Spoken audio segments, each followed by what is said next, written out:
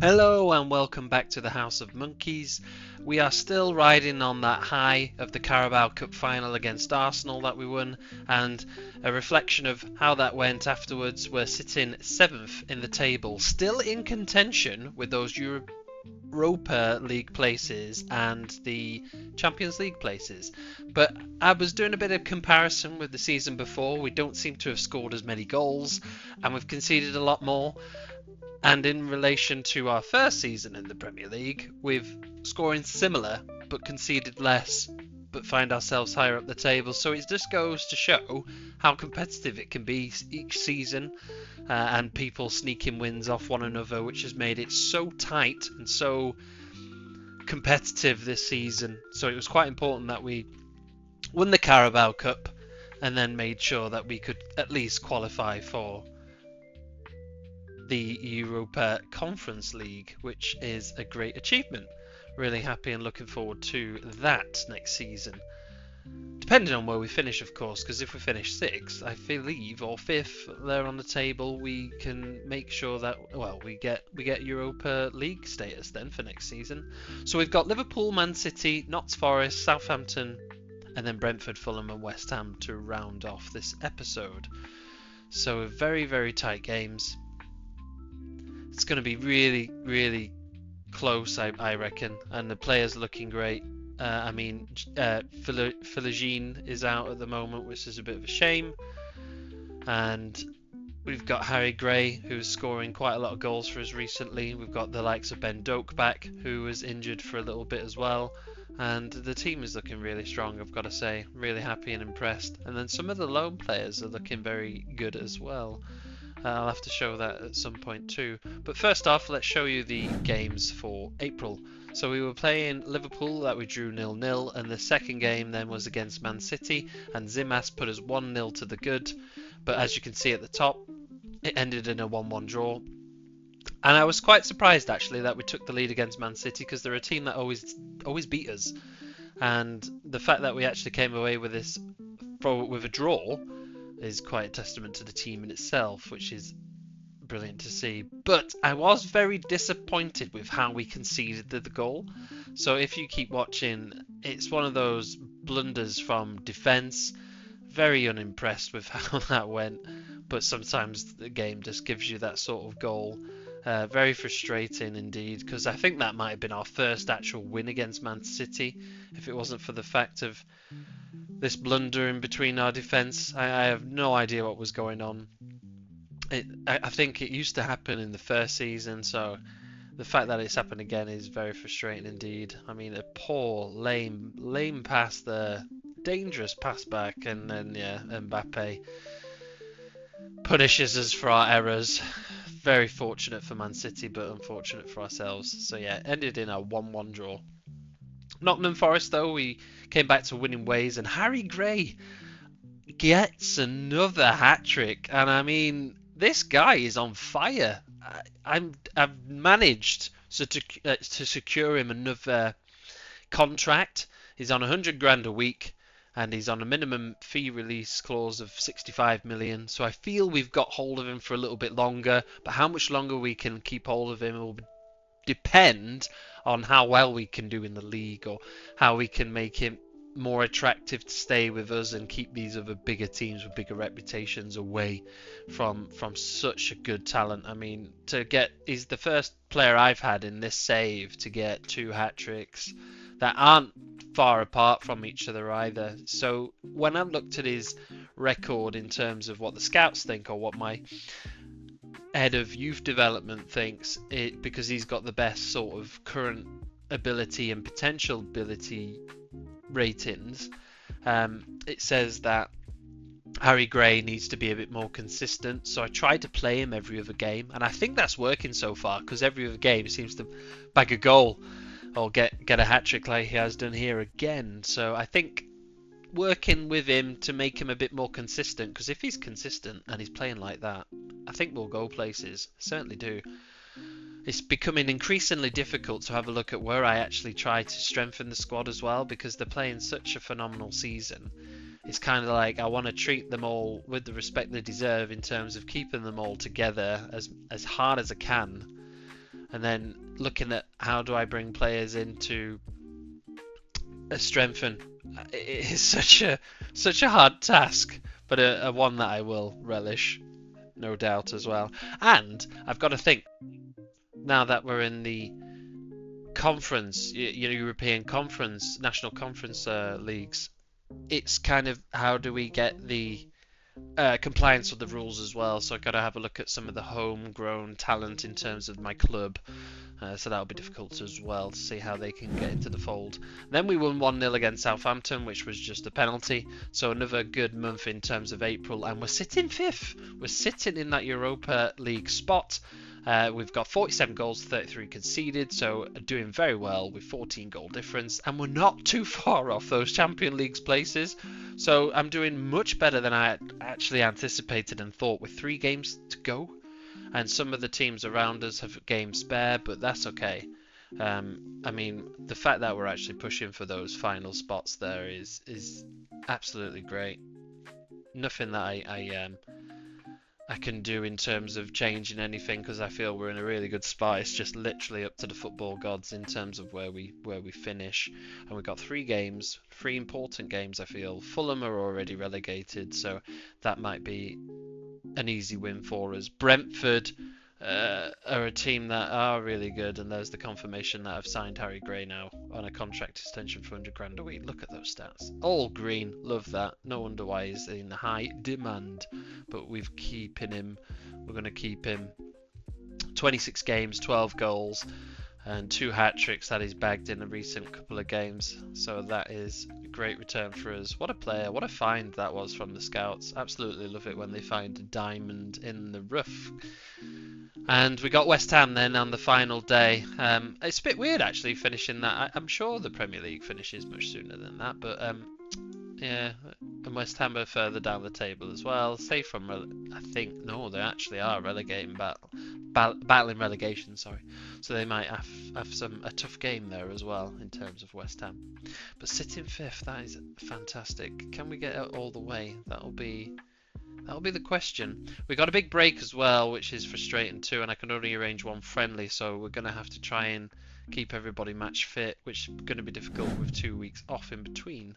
So as you can see, we didn't get off to the best of starts for May, and we lost against Fulham. Lovely shot from DeBerry, and then Zimas was there to pounce on the deflection from the goalpost to put us 1-0 up. And you want to see Fulham's first goal. I mean, it's probably one of the better goals I've actually seen has been scored against us, and it was our old player, Miles Peart-Harris again. Look at that for a touch, bang! Oh, you just gotta admire that sort of goal. Yeah, 1-1. I could not fault that at all. Seaman did his best, but it's one of those that it's just beyond his reach, unfortunately. And then Fulham get the win as well, which is really frustrating, especially when we want to be trying to challenge those Champions League places. But let's not forget, we are absolutely smashing our expectations, and Champions League, it wasn't even on the cards at the beginning of the season, so the fact that we're there in and around those places it really is pleasing to see. As difficult as, like I say, it's becoming increasingly difficult of how we keep these players, how do we strengthen the squad and things like that. So yeah, very, very much going to be a very busy summer. I think I'll have to take my time because I don't want to rush anything like that, because we're playing a lot more games as well, because we'll be in 4 competitions. We'll be in the European competition, we'll be in the Carabao Cup competition, FA Cup, and then the league. So I definitely got to add to the squad, and yeah, Seaman was proper lobbed from his goal line there, which is annoying, and it was 2-1. And then Brentford absolutely smashed us 3-0, which is the goals will be coming up now. So that wasn't the best of things either. But as coming back to squad depth and how important it is to just add to the squad and not lose players, because we're in quite a lot of competition, I feel rotation will be quite important, and having the right players as well, because you're limited in terms of how many people you can register for these competitions as well. If I recall, it's about 25 players, so I don't want to upset anybody either if I can't register someone it's going to be really difficult. And like I say, you're going to have that homegrown talent from the club coming into the team as well. So we're going to have to register. I think from memory serving me right, in older Football Manager games, I think it's 3 players at least. It'll be interesting to see what that looks like when we actually start our next season, and see what actually the rules are. But it'll be good because there'll be extra money coming into the club as well, through those European competitions, which will be interesting. So yeah, I'm looking forward to it actually. Looking very much forward to challenging and having a look to see how we do against European clubs and in the competitions there as well. And I want a good FA Cup run because I feel we've had too many early exits in the FA Cup, so it'd be quite nice to actually get that trophy as well. Now that we've got the Carabao Cup, I feel shift of not shift entirely the focus, but have a look at seeing what other competitions can we win, and add to our trophy cabinet that is expanding with us at the helm, which is great. And then our final game of the season, we had Dennis Seaman injured, so I had to put Joe Welsh in goal. Zimas put us at 1-0 up, and he'd taken a little knock, but he said he could still continue, so I felt it was necessary to keep him on, because a lot of players at this point were 2 weeks out. It was a bit of a... No one was really match fit, and I probably think this is why we lost as well, 2-1. Because I had Joe Welsh in goal. It was his league debut. Funny enough, his league debut for Preston 4 seasons on from signing him is pretty funny. Because he's just literally been used as a backup and never been called upon. I've never put him in the cup matches either. I feel a bit harsh for doing that to him. But his first league game, and he concedes 2 goals. And I don't think he's at this level. So I think I've identified a place where we probably need strengthening. Pierce Charles has had a good season. He's had League One triumph with Birmingham, so we might have a look at him, because if he's Championship ready, then I want to loan him out again and get him some more experience, because he's still fairly young at 24. But I feel maybe a good backup, or even maybe getting rid of Joe Welsh and then adding one of the youth prospects in and getting maybe that player as a registered person for the European competitions. So that was the end of our season, and the board have told us they want to build a new stadium. So they've just expanded it, and we've got 34,000 people, but they don't think that's enough. They want more. They want more places. And Nottingham Forest are identifying Gray as a target. They can do one. We're not selling them. No, not for sale. Thank you very much. So Arsenal ended up as champions. We ended up 6th, so a place up from where we were last season, and it was very close. We only got there on goal difference in between Spurs and Liverpool, and only a point in front of Brentford. So, yeah, and I think Brentford won the FA Cup, so that's probably us out of the Europa League there, which is fine. We've qualified for the Conference League through the Carabao Cup win, so that's absolutely fine.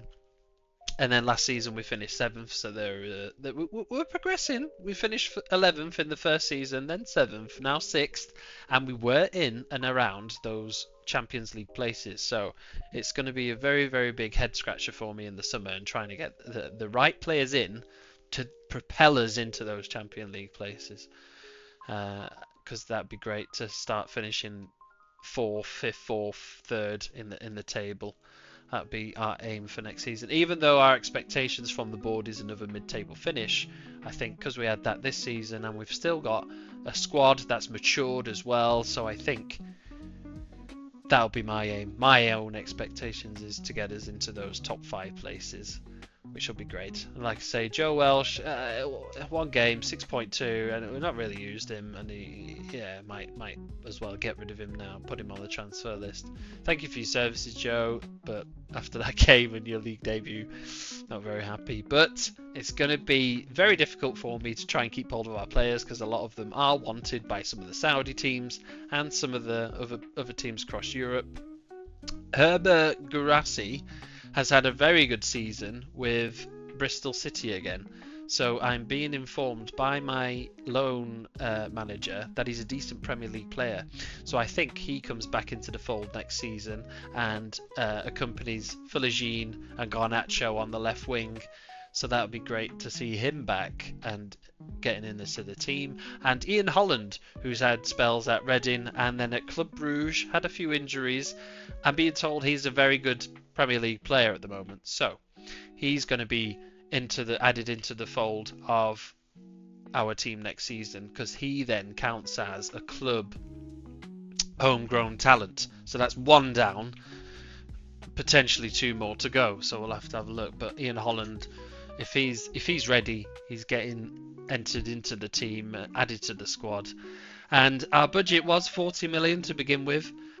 And I've upped our wage budget because I feel maybe I need to give some bigger contracts to the players to keep hold of them. But it still means we've got 35 million to play around with and 245 grand a week available to us. So that looks very healthy indeed. I'm wondering if the expansion of the stadium, or a new stadium should I say, sorry, has affected us in terms of our budget. And looking lastly at the data hub for the last time this season, we're performing to an average level, so we've gone down a bit there. So it's something probably on the last run of games where we didn't even score against Brentford, and then we lost our last final two games. And then there's somebody that we were interested in signing, Estavio, but because Ian Holland is a good recruitment from eternal academy player, should I say, sorry, I think maybe we won't be pursuing him as I once thought we might have been. And that is it for that, I think. But when I started continuing playing the game, we eventually qualify for the Europa League. So we're not just playing in the Conference League anymore, we're playing in the Europa League because we finished sixth. That is absolutely outstanding. So I think Atletico Bilbao were the previous winners. So Europa League, here we come. Absolutely amazing. So yeah, definitely going to have to strengthen the team and see how these guys do, because it'll be interesting to see what we do in that competition as well as the others. So like I say, a lot of the players are wanted, but I'm going to keep hold of them because they've played absolutely phenomenal this season. I want to keep them and I want to see how they do for us going forward as well, because they're maturing. They're still a young side and they're maturing, so that is important for me. And then look at that, Real Madrid and Man United are after Dennis Seaman, so I'm probably going to have to dip into that wage budget and give him a better contract as well, because I do not want to lose Seaman because he's such a good goalkeeper. Kept 11 clean sheets for us this season, played 37 games, but he's just too good to lose, and I don't want to lose him at all. So I'm going to offer him a new contract. And then I'm going to go show you a little bid on what I've done already. I've got Andrea Natali from Bayer Leverkusen for 9.2 million because we needed an extra centre back because we've only got 3 centre backs. 22 years of age, has had good spells at Sunderland, Cologne, Brescia in Italy. So yeah, he looks a good addition to the squad and to provide extra cover in the centre back option. But it's going to be a busy summer ahead. Thank you for watching. I'll see you next time. Stay cheeky.